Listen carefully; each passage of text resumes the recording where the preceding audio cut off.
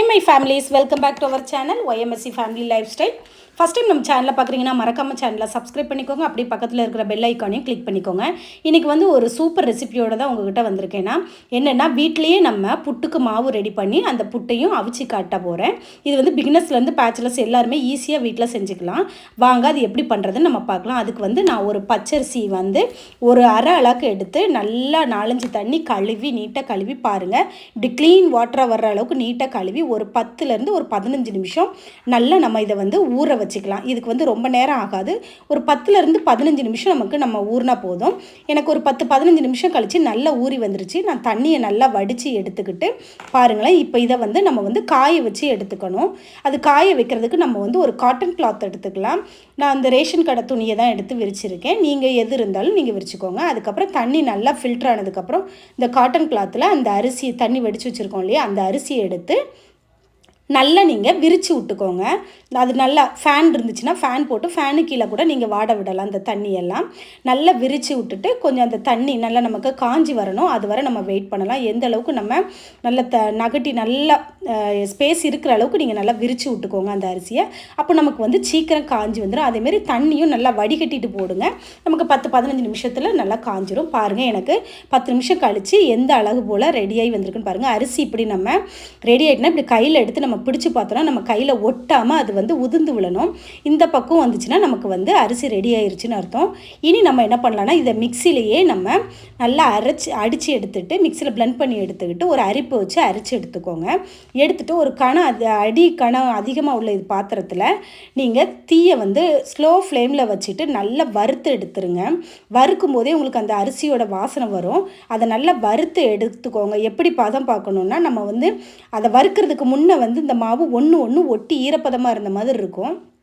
அதே இது வறுத்ததுக்கப்புறம் அந்த மாவு வந்து கையில் பிடிச்சா கூட ஒட்டாமல் நல்லா நமக்கு ஒத்தையாக உதிர்ந்து வந்த மணிக்கு வரும். அந்த பதத்துக்கு நம்ம நல்லா வறுத்து எடுத்துக்கலாம். தீயை வந்து குறைச்சி வச்சே வறுத்து எடுத்துக்கோங்க.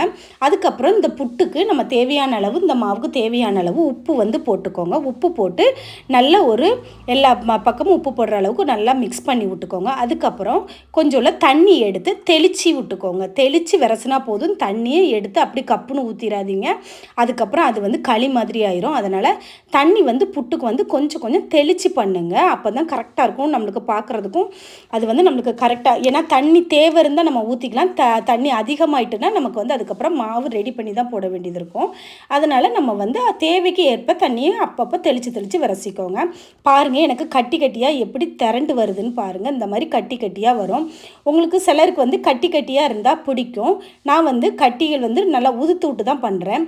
இதில் வந்து நிறைய வெரைட்டி புட்டு மாவு இருக்குது. பாருங்களேன், நான் வந்து விரசினது வந்து நமக்கு வந்து புட்டுக்கு வைக்கிறதுக்கு இந்த பதத்தில் வரணும். இப்படி பிடிச்சோன்னா நம்ம ஒரு கொலக்கட்டை பிடிக்கிற அளவுக்கு அந்த மாவு வந்து எல்லாம் ஒன்றோட ஒன்று ஒட்டி வரணும். உதுத்து விட்டால் கூட நமக்கு உதிர்ந்து வர்ற மணிக்கு இருக்கணும். அப்போன்னா நம்ம விரசின பதம் வந்து கரெக்டுன்னு அர்த்தம். இந்த டைமில் நம்ம வந்து ஒரு தேங்காய் எடுத்து முழு தேங்காய் எடுத்து நல்லா திருவி எடுத்து வச்சுக்கலாம். நம்ம வந்து துண்டு விழாமல் பார்த்துக்கோங்க. அதுக்கப்புறம் வந்து நம்ம என்ன பண்ணிக்கலாம்னா நம்ம குக்கரில் வந்து நம்ம வந்து புட்டு குக்கரில் வந்து நம்ம இப்போ வந்து புட்டுக்கு வந்து எப்படி பண்ணுறதுன்னு பார்க்கலாம். அதுக்கு வந்து நான் வந்து புட்டு குக்கரில் சில்லு போட்டுட்டு கொஞ்சம் கீழே தேங்காய் போட்டிருக்கேன். தேங்காய் போட்டுட்டு அதுக்கப்புறம் வந்து நம்ம வந்து மாவு போட்டுக்கலாம். மாவு அதாவது கொஞ்சம் தேங்காய் மாவு அப்படி தான் போட்டு பண்ணணும். சிலர் வந்து ஒரே புட்டாக வேணும்னா கூட கீழே கொஞ்சம் தேங்காய் வச்சுட்டு மேலே வர புட்டு மாவு வச்சுட்டு மேலே தேங்காய் போடுவாங்க. அப்புறம் அதேமாரி நம்ம வந்து சுகரும் இதில் அவிக்கும் போதே போடணுன்னா கூட போடலாம். தேங்காய் போட்டிருக்கோம் இல்லையா, தேங்காய் போட்டதுக்கப்புறம் மாவு வச்சுட்டு அதுக்கு மேலே கொஞ்சம் சுகர், நாட்டு சர்க்கரையோ இல்லை ஒயிட் சுகரோ போட்டுட்டு அதுக்கப்புறம் நம்ம வந்து தேங்காய் வச்சு மாவு வச்சு அப்படி பண்ணலாம். அப்போ அதுலேயே அந்த இனிப்பு வந்து அந்த இதில் ஹீட்டில் மெல்ட் ஆகி நமக்கு கரெக்டாக வரும். இந்த அளவுக்கு மேலே வர வைங்க. ரொம்ப தம் பண்ணி வைக்காதீங்க மாவையும் தேங்காவையும். அப்படி ஃப்ரீயாக தான் இருக்கணும். நம்ம ரொம்ப அமுக்கி எடுத்து வச்சோன்னா அது வேகிறதுக்கு ரொம்ப இதாகும். சில நேரம் நம்மளுக்கு வேகாமல் கூட இருக்கலாம். இப்படி இந்த மாதிரி வச்சுட்டு அது நம்ம நல்லா வெந்து வர நமக்கு மேலே ஆவி நல்லா வரும். நமக்கு இது வெந்ததுக்கப்புறம் அதனுடைய வாசனை வந்து நமக்கு தெரியும். நமக்கு வந்து வெந்துருச்சான்னு பார்க்குறது வந்து நம்மளுக்கு அந்த மனம் வரும். புட்டு அவிஞ்சதுக்கப்புறம் அந்த தேங்காய் அந்த அரிசியோட வாசனை வரும். அப்போவுமே நம்ம தெரிஞ்சுக்கலாம். ஒரு 10லேருந்து 15 நிமிஷம் வைங்க. இப்போ வந்து நமக்கு வந்து புட்டு வந்து ரெடியாகி வந்துருச்சு. இதை வந்து நம்ம வந்து இன்னொரு பாத்திரத்துக்கு ஹாட் பாக்ஸுக்கு மாற்றிக்கலாம். புட்டு வந்து நம்மளுக்கு நல்லா வெந்திருந்துச்சுன்னா நம்ம வச்ச மாதிரி அது உடையாமல் வரும். நம்மளுக்கு வந்து புட்டு வேகலை வேகலைன்னா நம்ம முதல்ல விரசும் போது எப்படி பதம் இருந்துச்சு, இந்த ஒத்த ஒத்தையாக இருந்துச்சு பார்த்திங்களா, அந்த மாதிரி நமக்கு வந்துடும். நம்ம இதை வச்சே தெரிஞ்சிடும் புட்டு வெந்திருக்கா வேகலையாங்கிறது. நமக்கு வந்து இப்போ எந்த அளவுக்கு புட்டு ரெடியாக வந்துருக்கு பாருங்கள். ஷேப் கரெக்டாக வந்திருக்குது.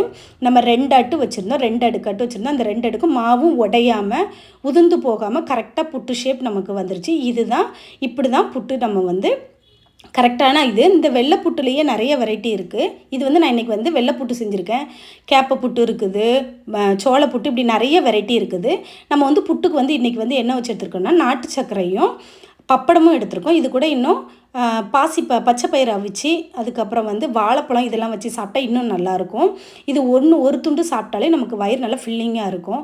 சில நேரம் தேங்காய் பால் குழந்தைங்களுக்கு கொடுக்குறோம், நம்மளுக்கு பிள்ளைங்களுக்கு இப்படி வச்சு கொடுக்க முடியாது, விற்கின மாதிரி இருக்கும்னா தேங்காய் பால் ஆட் பண்ணிக்கலாம். தேங்காய் பால் கட்டிப்பால் ஃபஸ்ட்டு பால் எடுத்து அதில் கொஞ்சம் சுகர் ஆட் பண்ணி நம்ம அந்த இது கூட ஊற்றி கொடுத்தோன்னா அதனுடைய டேஸ்ட்டும் இன்னும் சூப்பராக இருக்கும்.